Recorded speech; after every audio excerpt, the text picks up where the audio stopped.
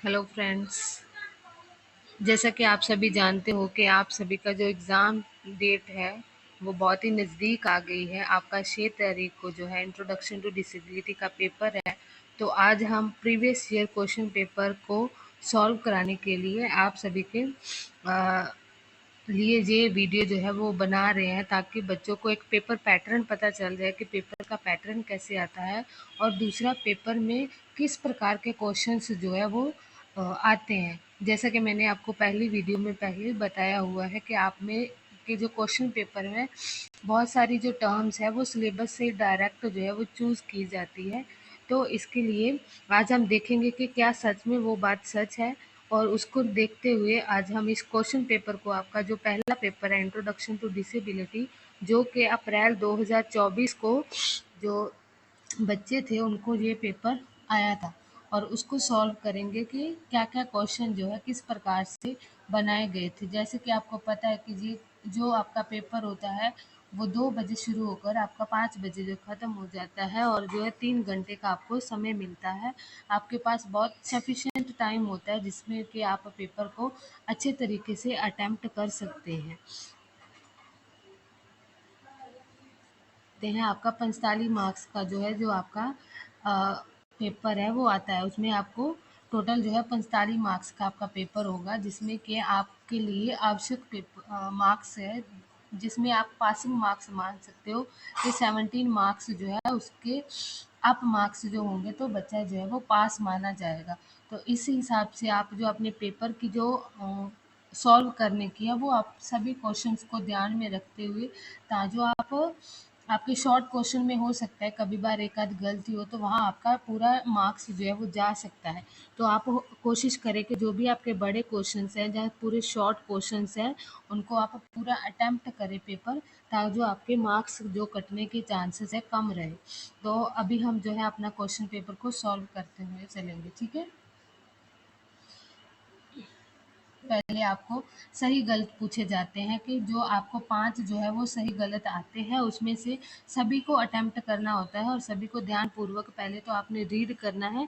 इसमें हम इंग्लिश और हिंदी को दोनों में लेकर चलेंगे। दोनों पेपर्स को मैंने साथ में अटैच किया हुआ है इसी पीडीएफ में।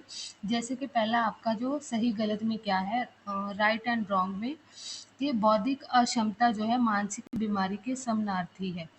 ये इसमें क्या है कि जो हमारा मेंटल मेंटल रिटार्डेशन, जहाँ हमारा जो इंटेलेक्चुअल डिसेबिलिटी जिसको कहा जाता है, और जो मेंटल इलनेस है, वो दोनों क्या बराबर है, इन्होंने ये पूछा है।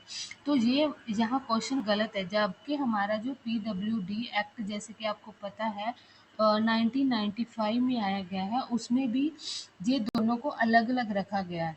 अगर एक ही होते तो फिर इन दोनों को साथ में रखा जाना चाहिए था। तो इसलिए ये गलत ये क्वेश्चन, ये जो सही गलत में है ये गलत है, क्योंकि ये समानार्थी नहीं है। दोनों की अलग अलग विशेषताएं हैं और दोनों के अलग अलग कॉजेज हैं, और दोनों की जो करेक्टरिस्टिक्स हैं अलग अलग है। इस प्रकार से दोनों को एक दूसरे के समानार्थी नहीं माना जा सकता।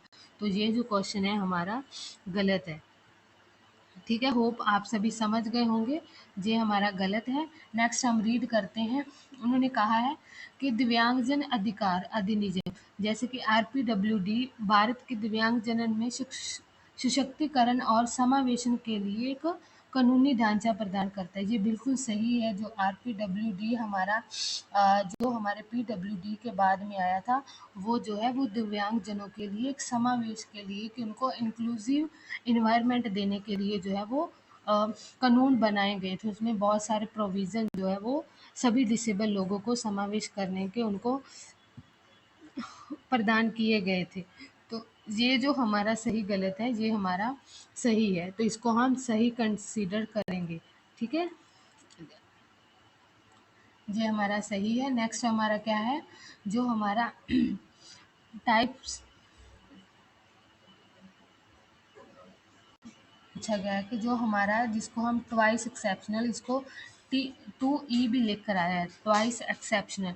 इसमें क्या होता है जी, आपको एक ही बच्चा, जैसे एक बच्चा है उसमें एक तो उसके पॉजिटिव पॉइंट, मतलब एक स्किल जो है बच्चे के पास बहुत अच्छी होगी, कोई एक स्किल जो है बच्चे के पास बहुत अच्छी होगी और दूसरी तरफ उसके पास कोई नेगेटिव चीज़ है जहाँ उसकी डिसेबिलिटी भी साथ में हो सकती है। मान लो कि उसके पास स्किल क्या है, बच्चे के पास सिंगिंग है, बच्चा क्या है म्यूज़िक में बहुत अच्छा गाता है, बच्चा म्यूज़िक में मतलब सिंगिंग बहुत अच्छी है बच्चे की।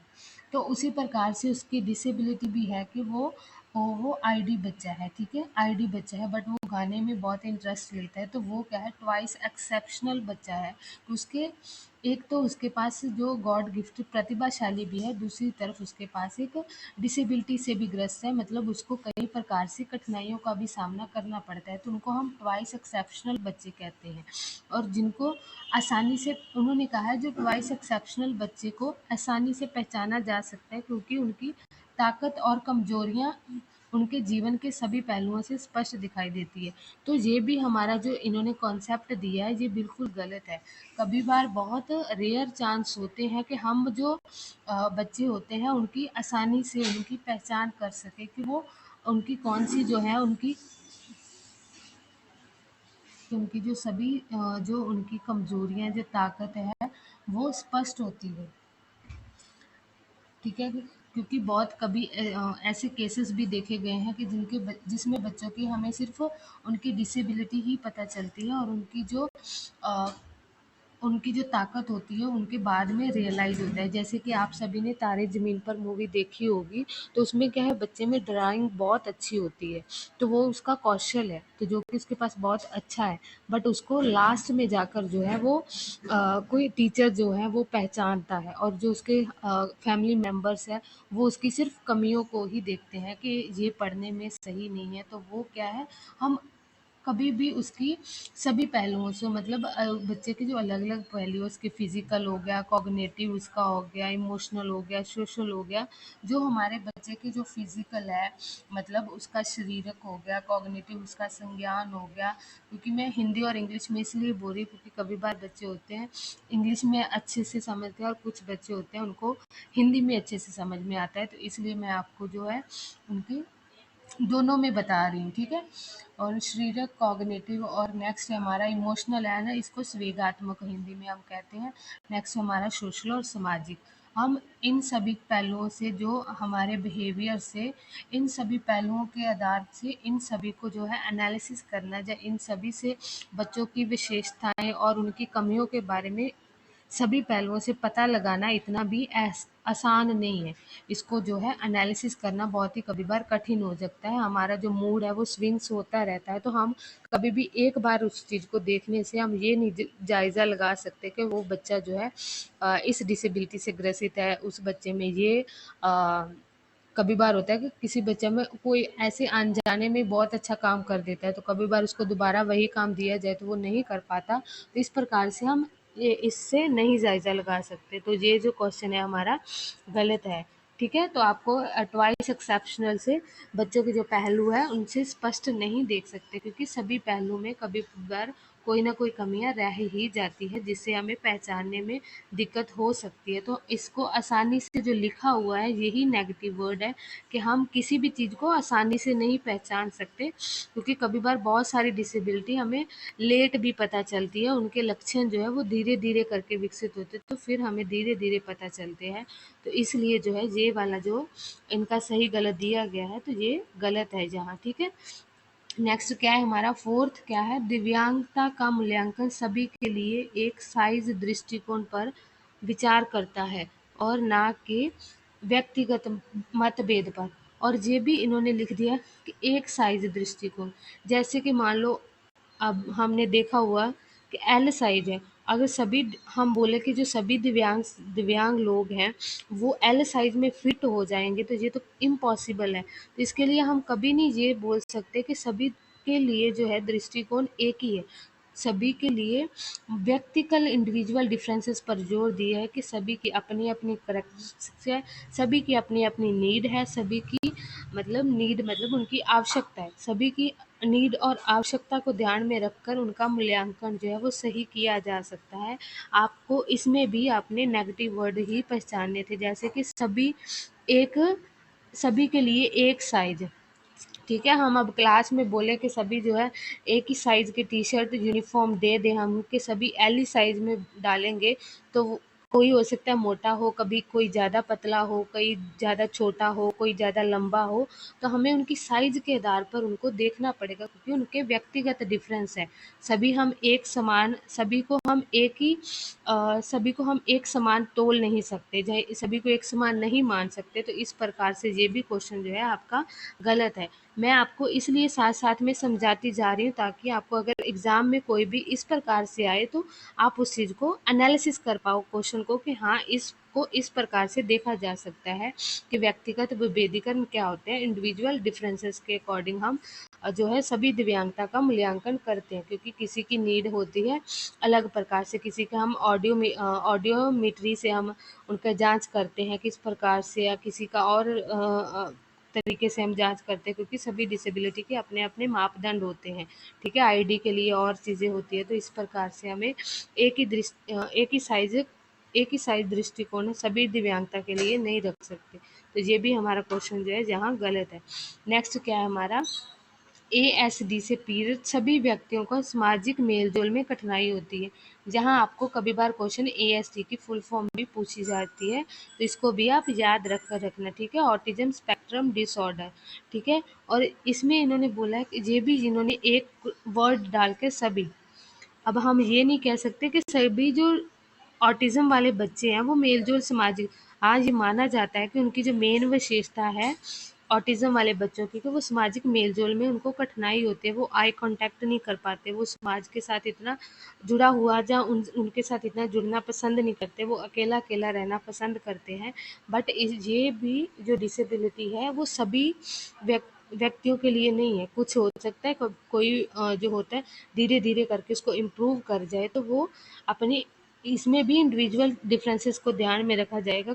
किसी की डिसेबिलिटी मतलब इसकी तीव्रता कितनी है, उसके आधार पर हम मान सकते हैं कि उसकी तीव्रता बहुत ज़्यादा है, तो वो सामाजिक मेल-जोल में कठिनाई हो सकती है। अगर उसकी तीव्रता ठीक है, सामान्य है, मतलब इतनी ज़्यादा ऑटिज़्म नहीं है, तो वो मेल-जोल रख सकता है। तो इस हिसाब से ये भी जो हमारा जो क्वेश्चन है, ये भी गलत माना जाएगा, ठीक है?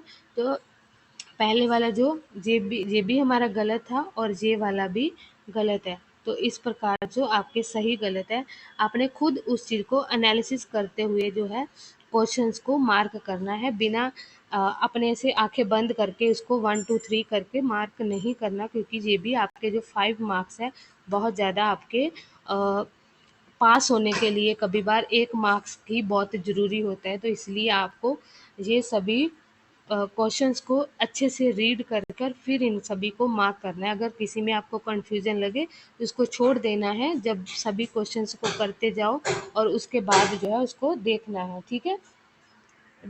रबाब गलत को जो है मार्क करोगे, तो आगे हम जो हमारा नेक्स्ट पार्ट है वो है हमारा बहुविकल्पी प्रश्न जांच, जिसको हम मल्टीपल चॉइस क्वेश्चन भी कहते हैं। इसमें भी जो आपको बहुत सारे क्वेश्चंस है वो आपकी अंडरस्टैंडिंग के अकॉर्डिंग होते हैं, तो आप उस चीज़ को अच्छे से अंडरस्टैंड करके जो है वो आंसर टिक करने हैं। आपको बहुत सारी ऑप्शन ईजी भी दी गई होती है और कुछ आपको कंफ्यूज करने के लिए भी इसमें दी होती है, ठीक है? तो अभी मैं जो आपके सही गलत है इनको टिक लगाया हुआ है, इसको रेज़ कर देती हूँ। होप आपके पास क्वेश्चन पेपर होगा, उसमें आप टिक मार्क कर लेना और इस चीज़ को समझ लेना, ठीक है? तो नेक्स्ट क्या है हमारा, जैसे कि आपको पता है मल्टीपल चॉइस क्वेश्चन। इसमें देखो, जैसे उन्होंने पूछा है कि आँख की प्राकृतिक लेंस जो है वो धुंधलापन किस स्थिति की विशेषता से होता है। ये आपको ईज़िली समझ में आ जाएगा कि जब हमारे मोतियाबिंद होना शुरू हो जाता है तो हमारी आँख में जो है वाइट वाइट आना शुरू हो जाता है, तो वो हमारा मोतियाबिंद होता है, जिसके कारण हमारा जो लेंस है, जो ब्लैक वाला लेंस होता है, वो क्या होता है, धुंधलापन होना शुरू हो जाता है। तो इसका जो आंसर है हमारा मोतियाबिंद, ठीक है? नेक्स्ट है हमारा यूनिसेफ,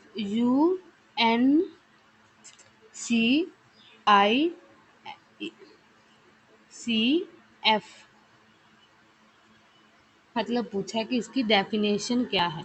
जैसे कि आपको पता है ये हमारा एक इमरजेंसी फंड था, जैसे कि हमारा वर्ल्ड वॉर सेकेंड हुआ था, तो तब आपातकालीन लगाई गई थी 1946 में, ठीक है? तो तब जो है ये एक एक्ट की तरह से आया था, इमरजेंसी फूड की तरह। जैसे कि जो बहुत ही उनको भूख लगती थी, तो माता और उनके बच्चों को जो है इमरजेंसी फूड के ज़रिए उनको खाना दिया प्रोवाइड किया जाता था। तो ये हमारा united national international children's emergency fund था, और इसकी डेफिनेशन ये है, ठीक है। United national international children emergency food, ठीक है, फंड नहीं, फंड, ठीक है, फंड दिया जाता था इसका। ये जो है हमारा united national international children emergency fund, fund के अंतर्गत जो है वो महिलाएं और बच्चों को जो है वो फूड प्रदान किया जाता था, ठीक है। और ये हमारा मोतियाबिंद था। नेक्स्ट है हमारा सीपी। सीपी क्या है? Cerebral palsy. सेरेब्रल का मतलब होता है मस्तिष्क के हमारे भाग, और उसमें क्षति आने को हमारा कहते हैं पॉलिसी, ठीक है। तो इसका मुख्य रूप से जो हमारा शरीर के किस अंग को, जैसे कि आपको पता है ये सेरेब्रल, सीपी का मतलब होता है मस्तिष्क के जो दोनों भाग होते हैं और उनमें से क्षति आने को हमारे सीपी कहते हैं, या इसको दिमाग का लकवा भी कहते हैं। तो इसका सीधा भाग, जैसे उन्होंने उसके मतलब में ये आ रहा है कि हमारे दिमाग का लकवा, कभी बार इसको दिमाग का लकवा भी कहते हैं। तो इसलिए इसका जो हमारा मेन मुख्य जो रूप है शरीर का किस अंग से प्रभावित है, वो दिमाग होता है, ठीक है। नेक्स्ट हमारा क्वेश्चन है, ये है दिव्यांग हेतु शीघ्र पहचान कार्यक्रमों का मुख्य फोकस क्या होता है। जैसे कि हमारी शीघ्र पहचान है, जैसे अर्ली आइडेंटिफिकेशन हम बोलते हैं उसको, early identification identification and intervention, शीघ्र पहचान, ठीक है। शीघ्र अर्ली इंटरवेंशन इसमें हम करेंगे कि आइडेंटिफिकेशन क्या है, जैसे इलाज और निवारण, रोकथाम और समय का हस्तक्षेप, या अधिकारों की वकालत। इसमें हमारा जो है शीघ्र पहचान करने के लिए हम सबसे पहले क्या करेंगे उसके बारे में पूछा जा रहा है। पहले अगर हमें शीघ्र पहचान करवानी है तो हमें जो है वो पहले तो उसको रोक करना है शीघ्र पहचान के लिए, कि हमें जो भी कोई चीज़, हमें बीमारी या किस प्रकार की कोई हमें लक्षण दिख रहे हैं तो हमें रोकथाम करना है और समय पर उसका हस्तक्षेप करना है। जैसे कि हमारा प्रिवेंशन और इंटरवेंशन, इसको प्रिवेंशन एंड टाइम पर जो है इंटरवेंशन करना बहुत ज़रूरी है, ठीक है। प्रिवेंशन और इंटरवेंशन जो है इसका सही आंसर है। तो इस प्रकार से जो है आपने ये क्वेश्चंस को, मल्टीपल चॉइस क्वेश्चन को समझा है, ठीक है। होप आप सभी को ये वाले पेपर्स को समझ में आ रहा होगा, और इसी प्रकार से आपके पेपर्स जो है वो इजीली पूछे जाते हैं। आपको सिर्फ डरने की ज़रूरत नहीं है, उस चीज़ को अच्छे से समझ के एनालिसिस करके आप आंसर तक पहुंच सकते हो, अगर आपकी कॉन्सेप्ट क्लैरिटी सही है। तो मेन जो आपका कॉन्सेप्ट क्लैरिटी है वो आपकी सही होनी चाहिए, इसीलिए मैं आपके कॉन्सेप्ट पर ज़्यादा फोकस करती हूँ, ठीक है। हमारा पार्ट है शॉर्ट क्वेश्चन, जिसको कि वन लाइनर भी बोलते हैं। वन लाइनर ये आपके 9 आते हैं और सभी का जो आंसर देना अनिवार्य होता है। ये देखो, मैंने आपको जो हमारी पहली वीडियो है उसमें अपंगता की परिभाषा जो है वो दी हुई है। तो इसी पर पहली के दूसरी वीडियो जिसमें मैंने बोला है कि ये आपकी जो हैंडीकैप है वो आपकी सीधा डायरेक्ट जो है आपकी उसमें पूछी गई है।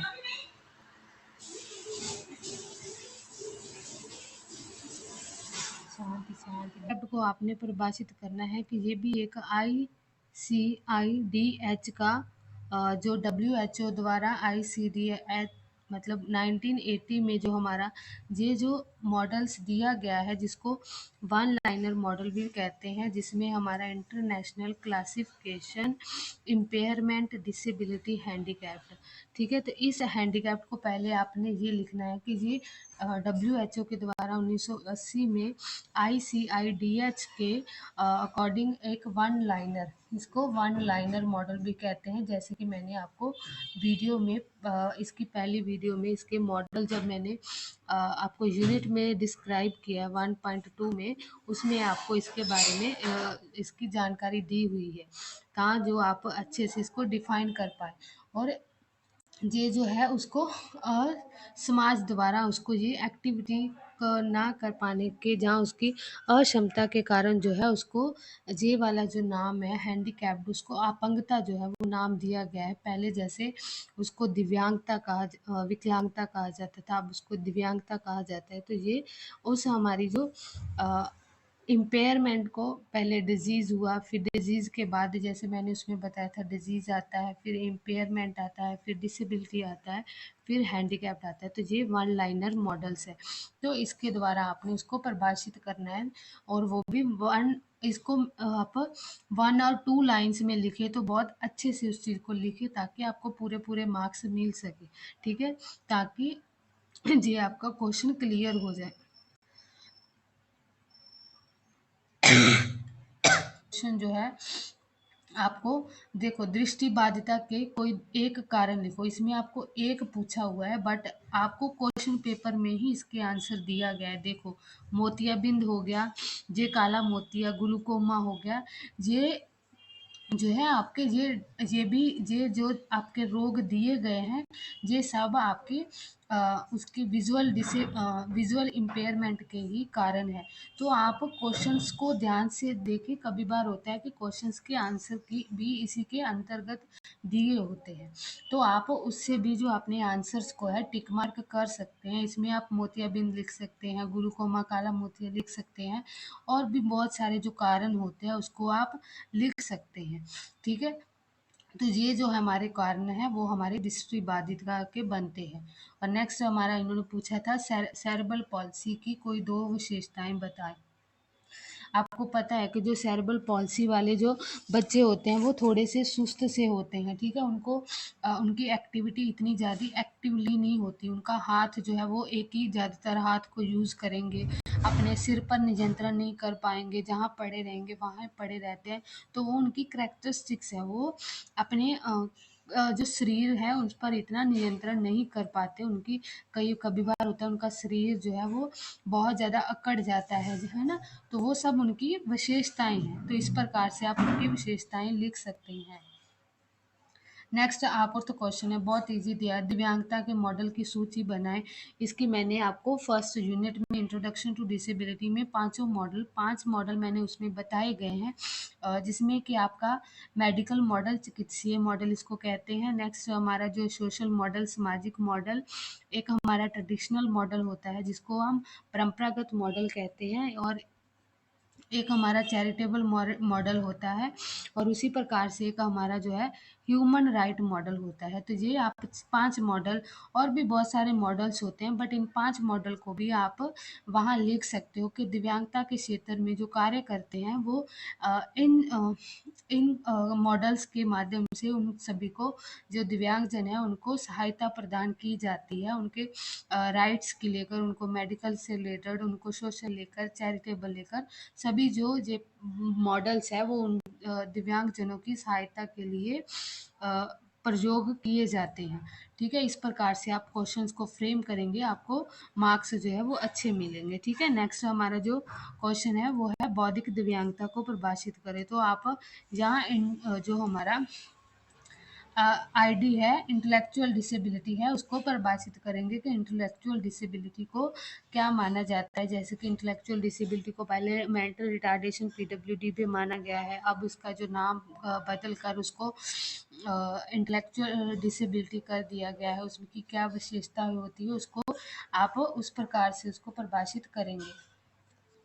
रिटार्डेशन की परिभाषा, इन अगर आप, मैंने ये आपको ज़रूरी बताना था कि जब भी आप किसी चीज़ की परिभाषा लिखें या डेफिनेशन लिखें, और इनको इन कोट्स में ज़रूर बंद करें, और साथ में अगर आपको जो भी पर्सन की आपने डेफिनेशन याद की है, अगर आपको उसका नाम याद है तो वहाँ मेंशन करें। अगर आपको उसका नाम नहीं याद, जिसकी डेफिनेशन आप लिख रहे हो, तो उसका नाम मेंशन ना करें।